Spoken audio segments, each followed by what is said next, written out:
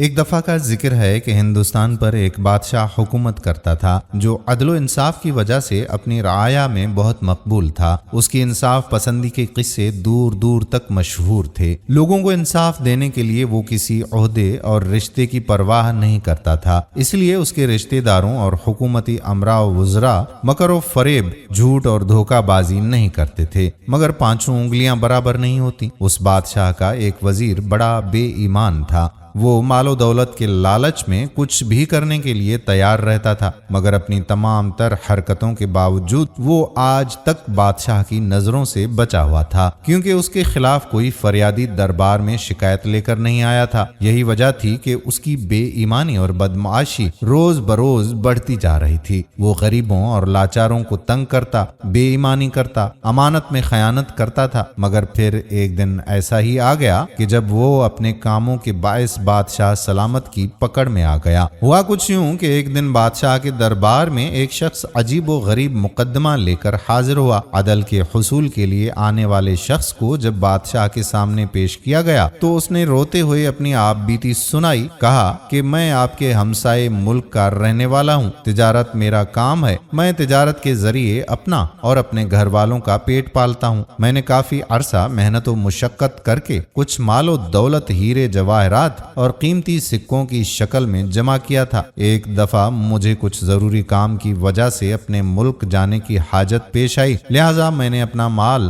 جو قیمتی سکوں کی شکل میں تھا ایک تھیلی میں سلائی کر کے امانت کے طور پر اپنے رہائشی علاقے میں متعین آپ کے وزیر کے حوالے کیا اور اسے کہا کہ میں کچھ دنوں کے لیے اپنے ملک جا رہا ہوں اور واپس آ کر تم سے اپنا یہ مال لے لوں گا۔ بادشاہ سلامت، مجھے کام کے سلسلے میں کچھ عرصہ وہاں پر رہنا پڑ گیا، پھر کچھ عرصہ پہلے میں اپنے گھر واپس آیا اور کل جب میں اپنا مال لینے کے لیے حکومتی عہدیدار کے پاس پہنچا تو اس نے وہ تھیلی جو میں نے اس کے حوالے کی تھی وہ مجھے دے دی۔ میں وہ سلی ہوئی تھیلی لے کر گھر پہنچا، لیکن جب میں نے اسے کھولا تو اس میں سے ہیرے جواہرات اور قیمتی سکوں کی بجائے کھوٹے سکے اور پتھر برآمد ہوئے، جنہیں دیکھ کر میں ششدر رہ گیا۔ مجھے بڑی پریشانی ہوئی کہ میں نے تو قیمتی سکے اور ہیرے جواہرات اس شخص کے حوالے کیے تھے، مگر اب اس تھیلی میں سے کھوٹے سکے برآمد ہو رہے ہیں۔ میں الٹے پاؤں وہ تھیلی لے کر اس وزیر کے پاس پہنچا اور اسے بتایا کہ کس طرح اس تھیلی میں سے کھوٹے سکے برآمد ہو رہے ہیں، جبکہ میں نے اس میں ہیرے جواہرات اور قیمتی سکے ڈالے تھے۔ میری بات سن کر اس وزیر نے سختی سے کہا کہ جس طرح تم نے مجھے سلی ہوئی تھیلی دی تھی میں نے اسی طرح اسے اپنے پاس حفاظت سے رکھ لیا تھا، لہذا تم جھوٹ بول رہے ہو اور مجھ پر بہتان باندھ رہے ہو۔ تم نے اس تھیلی میں کھوٹے سکے ہی رکھے تھے جو آج بھی اس میں موجود ہیں۔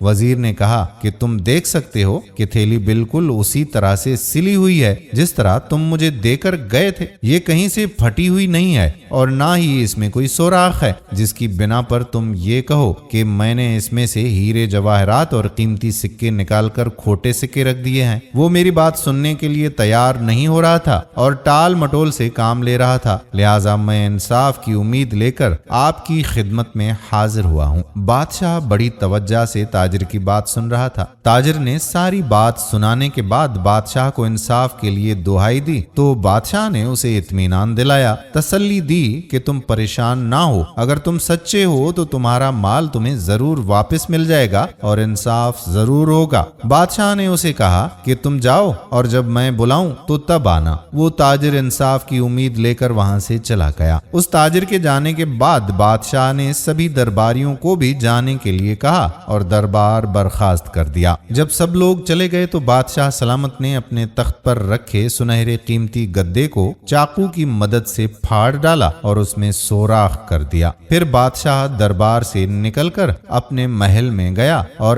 اگلے ہی روز کچھ دنوں کے لیے شکار کھیلنے کے لیے جنگل کی طرف چلا گیا۔ بادشاہ کے جانے کے بعد خدمت گزاروں نے جب دربار کی صفائی کی تو ان کی نظر بادشاہ کے سنہرے قیمتی گدے پر پڑی جس پر بادشاہ बैठा करता है। खिदमत गुजारों ने देखा कि वो गद्दा एक जानिब से फटा हुआ था, जिसे देखकर वो बहुत परेशान हुए। इस परेशानी के आलम में उन्होंने वजीर को बुलाया और उसे सारी सूरत हाल से आगाह किया। वजीर ने उनको तसल्ली देते हुए कहा कि तुम घबराओ मत, मैं एक ऐसे कारीगर को जानता हूँ जो रफूगरी में बड़ा उस्ताद है। वजीर ने खिदमत गुजारों को उस कारीगर से बात करने के लिए भेजा। खिदमत गुजार समझ रहे थे कि उनकी गलती और कोताही की वजह से वो गद्दा फटा है, लिहाजा कहीं ऐसा ना हो कि बादशाह गुस्से में आकर उन्हें कोई सजा सुना दे। इसलिए उन्होंने कारीगर से कहा कि हम तुमको उस गद्दे की मुरम्मत का बड़ा माकूल मुआवजा देंगे, बस बादशाह को ये गद्दा मुरम्मत शुदा मालूम नहीं होना चाहिए। कारीगर ने उन्हें कहा कि तुम लोग बेफिक्र हो जाओ, मैं इस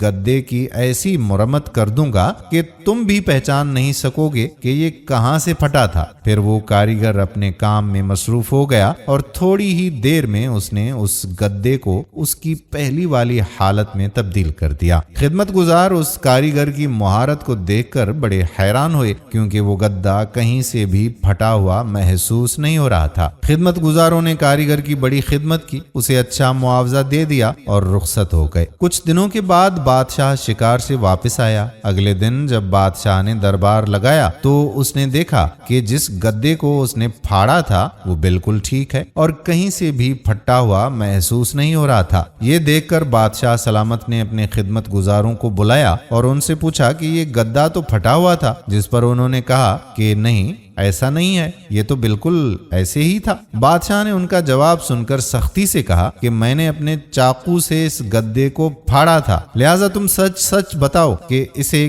किस कारीगर ने मुरम्मत किया था। खिदमत गुजारों को जब सच्चाई मालूम हुई तो उनके कदमों तले से जमीन ही घिस गई, लिहाजा जान की अमान पाकर उन्होंने सारी बात सच सच बता दी। फिर बादशाह ने उन्हें हुक्म दिया कि उस कारीगर को मेरे सामने पेश किया जाए। फौरन सरकारी हरकारे दौड़ाए गए और उस कारीगर को तलाश करके बादशाह के हुजूर पेश कर दिया गया। कारीगर बहुत घबराया हुआ था और कांपता हुआ बादशाह के हुजूर पेश हुआ। बादशाह ने उससे सवाल किया कि तुमसे इस गद्दे की मुरम्मत किसने करवाई? तो उसने बताया कि आपके वजीर के कहने पर मैंने इसकी मुरम्मत की थी, जिसका मुझे माकूल मुआवजा भी दिया जा चुका है। कारीगर की बात सुनकर बादशाह ने ताजर की वो थैली उसके सामने रखी और उससे पूछा कि इस थैली को पहचानते हो? वो कारीगर बोला कि हाँ, इस थैली को मैंने ही वजीर साहब के कहने पर सिलाई किया था, जिसके लिए एक तगड़ा इनाम भी मुझे मिला था। ये सारी बातें तन्हाई में हो रही थीं। फिर बादशाह ने दरबार लगाया और वजीर को हाजिर करने का हुक्म दिया। सिपाहियों ने वजीर को दरबार में हाजिर किया। वो कांप रहा था। डरते डरते उसने इस बात का इकरार कर लिया कि मालो दौलत के लालच में आकर मैंने ताजिर की अमानत में खयानत की और उसके हीरे जवाहरात और कीमती सिक्कों के बदले खोटे सिक्के उसकी थैली में दोबारा सिलवा कर रख दिए थे। फिर बादशाह ने उस ताजिर को बुलाया और वजीर से उसकी अमानत लेकर ताजिर के हवाले कर दी, जिसे लेकर वो खुशी खुशी